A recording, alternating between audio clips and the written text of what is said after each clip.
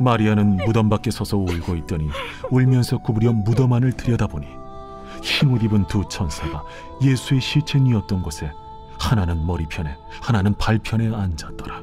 여자여, 어찌하여 우느냐? 사람들이 내 주님을 옮겨다가 어디 두었는지 내가 알지 못함이이다. 이 말을 하고 뒤로 돌이켜 예수께서 서 계신 것을 보았으나 예수이신 줄은 알지 못하더라. 여자여, 어찌하여 울며 누구를 찾느냐? 마리아는 그가 동산지기인 줄 알고 이르되, 주여, 당신이 옮겼거든 어디 두었는지 내게 이루소서. 그리하면 내가 가져가리이다. 마리아야. 마리아가 돌이켜 히브리 말로 라보니, 이는 선생님이라는 말이라.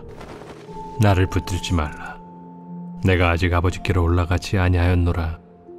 너는 내 형제들에게 가서 이르되, 내가 내 아버지 곧 너희 아버지 내 하나님 곧 너희 하나님께로 올라간다 하라.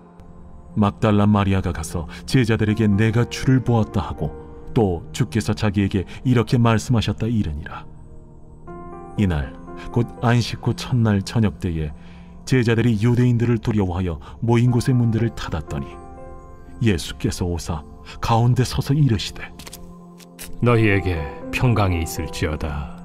이 말씀을 하시고 손과 옆구리를 보이시니 제자들이 주를 보고 기뻐하더라. 너희에게 평강이 있을지어다. 아버지께서 나를 보내신 것 같이 나도 너희를 보내노라. 이 말씀을 하시고 그들을 향하사 숨을 내쉬며 이르시되, 성령을 받으라. 너희가 누구의 죄든지 사하면 사하여 질 것이요 누구의 죄든지 그대로 두면 그대로 있으리라. 오늘 말씀은 평강을 선포하신 부활의 주님이라는 제목으로 말씀을 전하겠습니다. 오늘 이제 예수님께서 부활하셨는데 그 부활한 무덤을 찾아갔던 마리아가 슬픔 속에 있을 때 예수님이 그에게 이야기를 하셨고 또 그에게 제자들에게 가서 내가 너희를 만나겠다라는 메시지를 전하도록 하는 내용이 오늘 본문의 이야기입니다. 그리고 유대인들을 두려워해서 제자들이 모여있을 때 예수님께서 그들에게 갑자기 나타나셔서 너에게 평강이 있을지어다 평화를 선포하셨던 그런 내용이 오늘 본문의 메시지가 되겠습니다. 그러면 오늘 이야기하기를 마리아가 울고 있을 때 어찌하여 우느냐 천사들이 이야기하게 되었고 또 그 옆에 예수님께서 계셨습니다. 그런데 오히려 이 여인은 예수님인지를 못 알아봤습니다. 예수님을 그렇게 가까이 있었고 또 심지어 바로 어제 저녁까지만 해도 엊그저께 저녁까지만 해도 같이 있었는데도 불구하고 예수님인지를 전혀 인지하지 못했습니다. 그 이유가 무엇이냐면 슬픔이 너무 커버려서 예수님을 제대로 보지도 못하는, 인지하지 못하는 그런 상황이 되어버렸다는 겁니다. 그러면 오늘 우리에게도 마찬가지입니다. 어제와 같이 우리가 어떤 슬픔이나 고난이 너무 커서 그것 속에 빠져버리면 하나님의 놀라우신 은혜와 역사를 보지 못하게 되는 그런 상황이 되어버렸죠. 사실 우리가 장례식도 마찬가지입니다. 기독교인들의 장례식은 좀 다른데요. 우리가 헌법에나 또 기독교 예식서에 보면 장례식에 장례를 당한 사람이 너무 슬피 울거나 곡하거나 하지 말 것 이렇게 되어져 있습니다. 그런데 종종 어떤 분들을 보면 그 슬픔에 너무 깊이 빠져서 잘 헤어나오지 못하는 그런 경우들이 있더라라는 겁니다. 왜 그러냐면 기독교인의 장례는 세상의 장례와 좀 다릅니다. 기독교인의 장례는 죽은 자를 위한 예배나 뭐 이런 것은 아니고요. 오히려 믿음 가운데서 부활의 소망을 바라보고 천국에서 다시 만날 것을 바라보는 그런 고백이 바로 있는 것이 장례거든요. 그런데 오늘 마치 이 여인들은 예수님을 다시 못 볼 것 같은 그런 영원한 그 너무 큰 슬픔으로 인해서 가라앉아 버려 있는 겁니다. 침잠에 있는 상황이어서 부활하신 예수님을 만나지도 못하고 또 그 전에 주님께서 여러 차례 부활할 것을 말씀하셨음에도 불구하고 전혀 깨닫지 못하는 그런 상황이 있게 되더라라는 겁니다. 그래서 오늘 우리에게도 내가 믿음으로 먼저 서서 단단하게 세워지지 아니하며 어떤 슬픔 또는 어떤 고통 또 어떤 상황이 나를 지배해버리게 되어서 오히려 하나님의 은혜를 보지 못하게 될 수도 있는 겁니다. 그래서 오늘 우리에게 하고 계시는 것은 먼저 말씀 위에 든든하고 바르게 서 있을 때 그 큰 슬픔이나 고통으로 주님의 역사를 보지 못하는 자리에 서지 않고 그럼에도 불구하고 주님께서 함께 하실 것을 바라보고 은혜 주시는 것을 바라볼 수 있음을 우리에게 이야기합니다. 그리고 나서 이제 예수님께서 그 못 알아보니까 마리아야 라고 이름을 불러주셨습니다. 그랬더니 그때서야 목소리를 듣고서 라보니 라고 이야기합니다. 이 말은 히브리어로 나의 선생님 이런 뜻입니다. 그래서 그냥 단순하게 선생님이 아니라 끝에 니가 붙으면 나의라는 그런 소유격이 들어갑니다. 그래서 내 선생님 이제 이때서야 고백하고 깨닫게 되어지는 그런 상황입니다. 그런 가운데 예수님은 어떤 분이시냐? 바로 우리를 찾아오시고 불러주시는 주님이라는 사실을 여기에서 이야기를 합니다. 사실 우리가 하나님을 찾아가고 우리가 주님을 찾아가는 것은 잘 찾지 못합니다. 그런데 주님께서 우리에게 와주셨고 불러주셨기 때문에 우리가 그 은혜를 경험하고 회복의 역사를 경험하게 되어졌다라는 것을 이야기를 하고 있습니다. 그러면서 신앙은 어떤 것이냐? 세상의 신앙과 기독교 신앙은 다릅니다. 세상의 모든 종교의 신앙은 내가 신을 찾아가는 여정입니다. 그래서 누군지 잘 몰라요. 그래서 뭐 제사도 드리고 공도 드리고 뭘 해서 만나야 된다 이런 개념이 있는 반면에 기독교의 신앙은 전혀 다릅니다. 하나님께서 당신의 보내신 독생자가 우리를 찾아오셨고 그리고 우리를 불러주십니다. 그때서야 우리가 그분으로 인하여 구원받게 되고 회복된다라는 겁니다. 그래서 전혀 신앙의 차원이 다름을 여기에서는 또한 이야기를 하고 있습니다. 그러면서 이제 예수님께서 나를 붙들지 말라 이렇게 이야기하는데요. 붙들지 말라는 말은 실제로 예수님께서 부활하셔서 만지지 말라는 말씀도 되고 집착하지 말라는 원래 헬라어 단어가 그런 의미를 갖고 있습니다. 그러니까 너의 삶과 또 이 땅에서 내가 너희와 함께 있어야 된다라고 생각하는 그런 사고방식에 있어서 집착하지 말라 이렇게 이야기를 하는 겁니다. 그러니까 이 여인에게는 하나님의 큰 구원의 역사 속에서 바라보아야 되는데 이는 나의 선생님 주님과만 함께 있어야만 합니다. 이런 것에 집착하고 있어서 나를 만지지 말라 집착하지 말라 이렇게 말씀하고 계시는 겁니다. 그러면서 이제 예수님께서는 내 형제들에게 가서 하늘의 아버지 내 아버지께 올라간다는 소식을 전해라 이렇게 그에게 첫 사명을 주십니다. 그런데 우리가 첫 사명 메신저 이런 의미를 조금 당시 문화에서 이해할 필요가 있습니다. 이때 당시에는 여인에게 메신저 역할을 절대 맡기지 않았습니다. 왜냐하면 여인들은 실제로 그렇지 않지만 그때 당시의 문화는 뭐냐면 여인들은 말이 많고 그리고 제대로 전달하지 않고 왜곡된다. 그리고 배운 것을 많이 못했다. 이런 의미 때문에 여성을 어떤 공적인 메신저로 사용하지 않았습니다.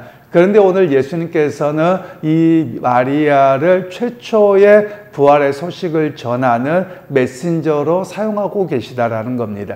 그런 의미에서 예수님은 어떤 분이시냐? 당시의 시대적인 그 차별과 어떤 그런 것들을 뛰어넘어서 사람을 회복시키고 당신의 사명을 주셨다라는 것을 말씀합니다. 그래서 오늘 우리에게도 마찬가지입니다. 하나님의 사명, 믿음을 따라 살아가는 삶의 모습은 어떤 특정한 누구에게 주시는 것만이 아니라 모두에게 그 사람이 남자이든 여자이든 또는 피부색이든 또는 나이든지 어떤 것이든지 상관하지 아니하고 그에게 차별 없이 주님께서 말씀하시고 다가오신다는 사실을 말씀하고 계시는 겁니다. 사실 오늘날 교회가 좀 변화가 돼야 될 것 중에 하나가 뭐냐면 은근하게 차별이 있습니다. 사실 우리는 차별이 없다고 생각하는데요. 외국인의 입장에서 보면 차별이 있습니다. 우리 교회는 그래도 많이 없어서 거의 없는 것 같아서 감사한데 일반적으로 이주 노동자들이 오거나 또는 외국인들이 결혼해서 우리나라에 들어와 있을 때 교회에 나오거나 또는 외국인이 오면 우리가 두려워서 못 가는 것도 있지만 우리가 보통 백인에 대해서는 차별이 없습니다. 그런데 유색인종 또는 동남아시아에서 오거나 이러면 우리도 모르는 사이에 차별이 있거든요. 그래서 그들이 예수를 믿으러 나올 때 어떤 이야기들을 종종 하냐면 너희들이 믿는 예수과 내가 믿는 예수가 다른 것 같은 그런 의미를 좀 경험하는 것 같습니다. 사실 서양 사회는 더 심했습니다. 서양 사회는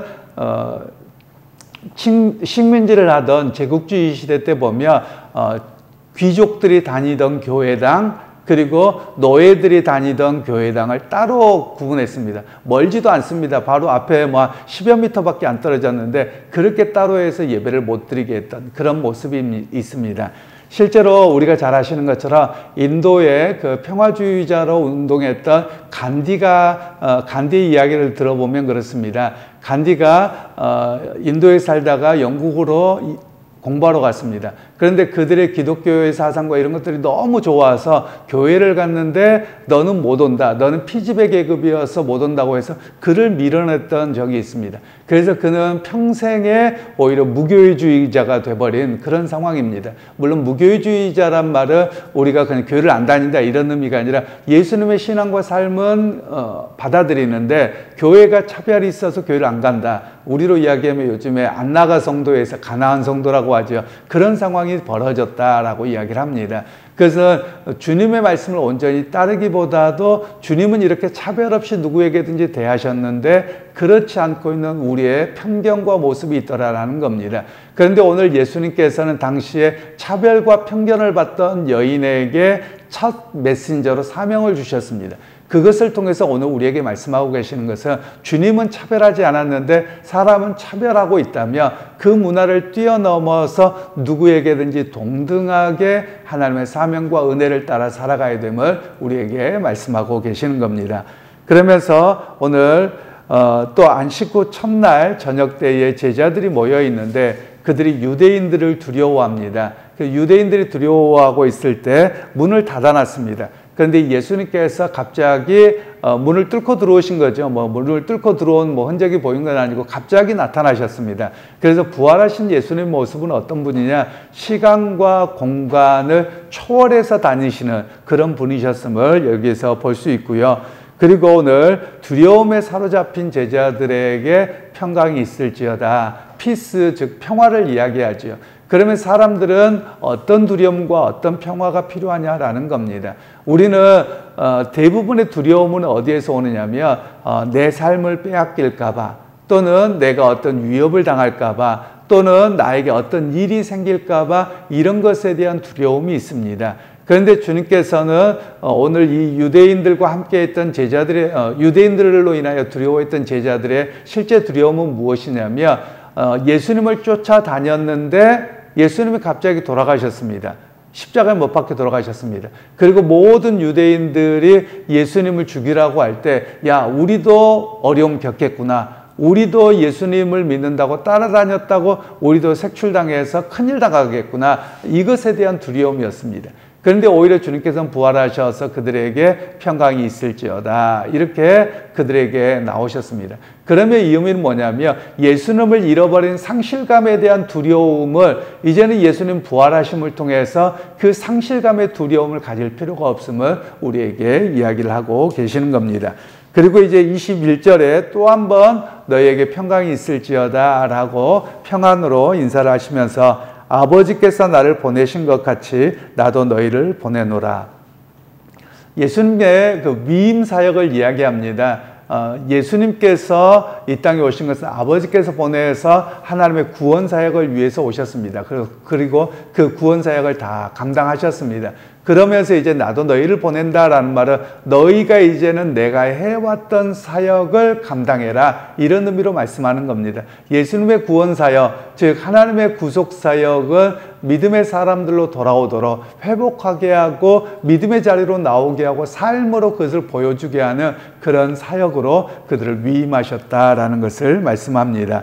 그러면서 오늘 또 그들을 향하여 숨을 내쉬며 이르시되 성령을 받으라 이렇게 선언하셨는데요. 이 사건은 무엇을 생각하게 하냐면 창세기에 하나님께서 사람을 만들어 놓으시고 아담의 코에 생기를 불어 넣으셨다. 그 사건을 기억하게 하는 겁니다. 즉 생기를 불어 넣어서 사람으로 생명으로 사명을 주어서 살게 하셨던 것처럼 이제는 너희는 과거의 어떤 삶으로 살아가는 것이 아니라 새 생명을 받고 살아가는 사람이다 라는 의미로 주님께서는 그들에게 말씀하고 계시는 겁니다. 그러니까 여기에서는 조금 더 신학적으로 이야기하자면 예수님이 누구시냐? 바로 구약에서 세상을 만드시고 아담에게 생기를 불어넣어 주셨던 여호와가 바로 성자 예수님이라는 사실을 이야기합니다. 그러면서 이제 너희는 어떤 삶이냐? 마치 아담이 생명을 얻은 것처럼 너희가 성령을 받음을 통해서 과거의 사람이 아니라 새 생명으로 세상 속에서 사명을 감당하도록 그렇게 말씀하고 계시는 겁니다.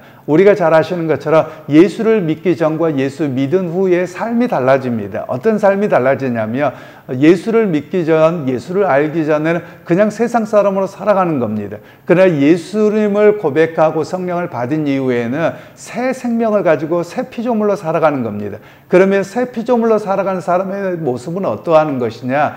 바로 오늘 마지막에 너희가 누구의 죄든지 사하면 사하여질 것이요 누구의 죄든지 그대로 두면 그대로 있으리라. 즉 예수님의 사역을 따라서 누군가의 죄의 용서의 선포를 위해서 예수님을 증거하고 사명을 감당하는 삶을 살아가도록 하시는 겁니다. 그러니까 새 생명을 가진 사람들은 어떤 삶이냐? 아담에게 처음에 주셨던 사명은 그들을 에덴 동산에 두어서 경작하게 하셨습니다. 경작이라는 말은 이렇게 땅을 갈아엎는다 이런 뜻인데요. 땅을 갈아엎어서 생명을 주고 질서를 주는 그런 사명을 주셨던 것이 바로 하나님이셨습니다.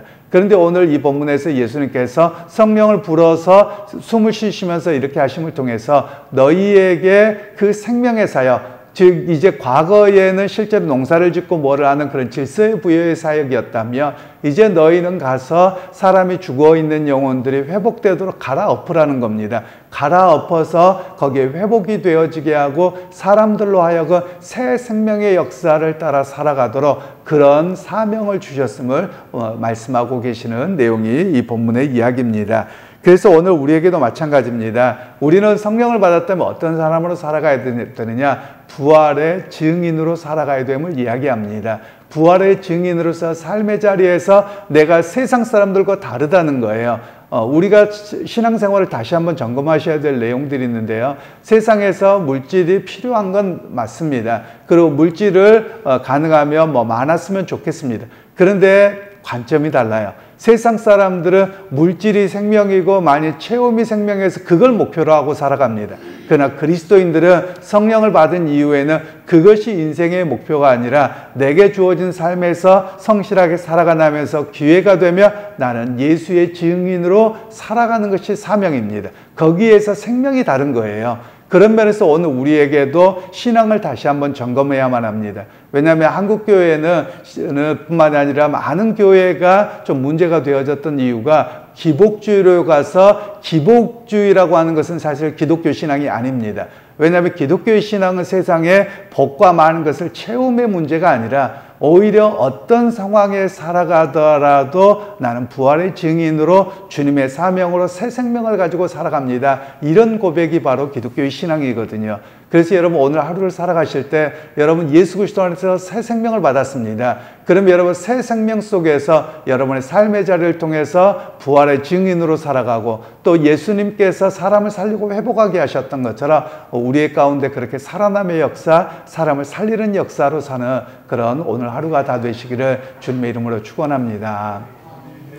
하나님 오늘도 예수 그리스도 안에서 우리에게 새 생명을 불어넣어 주시고 또한 과거의 사람이 아니라 세상에 속한 자가 아니라 하나님께 속한 자로 믿음을 따라 살아가게 하셨음을 감사합니다. 하나님 오늘도 우리가 세상 속에서 세상의 가치에 속지 않게 하시고 오직 부활하신 주님의 증언자로 오늘도 승리하도록 함께하여 주옵소서. 예수님의 이름으로 기도하옵나이다. 아멘.